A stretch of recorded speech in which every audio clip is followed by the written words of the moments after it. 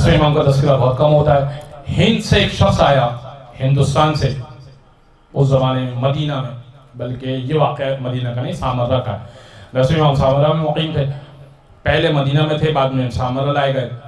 Samarra में आया और आने के बाद उसने मौला से हिंदी जुबान में सवाल किया। जब जो भी उस जमाने में हिंदी जुबान की शक्ल थी, अब जाहिर है कि इस जमाने की हिंदी नहीं, लेकिन उस जमाने की जो हिंदी थी वो बहुत मुख्तलिफ थी। तो इमाम ने उसको हिंदी जुबान में जवाब दिया। जब वो जवाबात लेके चला गया तो रावी जो मौला के साथ सुन रहा था, ये वाक़या कोट भी उसी ने किया है, उसने कहा फर्जंद रसूल, क्या आप कभी हिंद गए हैं? इमाम ने कहा नहीं।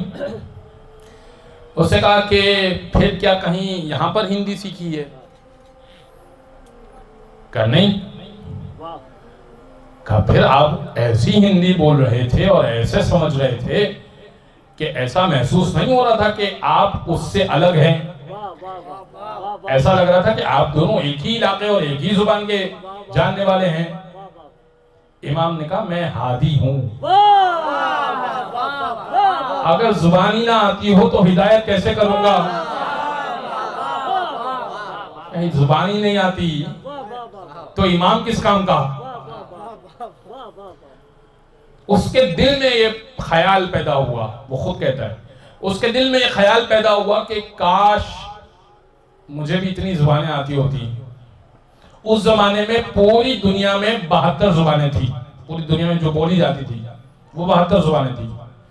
कहता है कि अभी ये ख्याल का आना था कि अली नकी ने कहा कि एक कंकर उठाओ, एक कंकर उठाओ।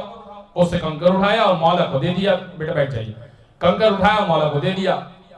इमाम ने उस कंकर को अपने मुंह पे रखा, मुंह में रखा और लुआब दहन उससे मस हुआ।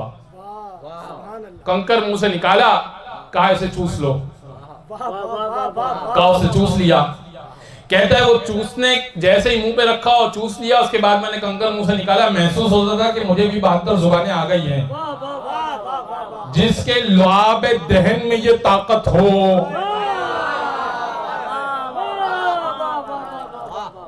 मैं जुमला बदल दूं, लुआब दहन क्या होता है? फाजिल, वेस्ट। हमारी जुबान में कहिए तो क्या होता है? वेस्ट होता है। फाजिल, जिसके फाजिल में ये ताकत हो, ये न समझिए कि ये इसका फाजिल है, ये युत्ताहिरकुम तत्हीरा की मंजिल पर है।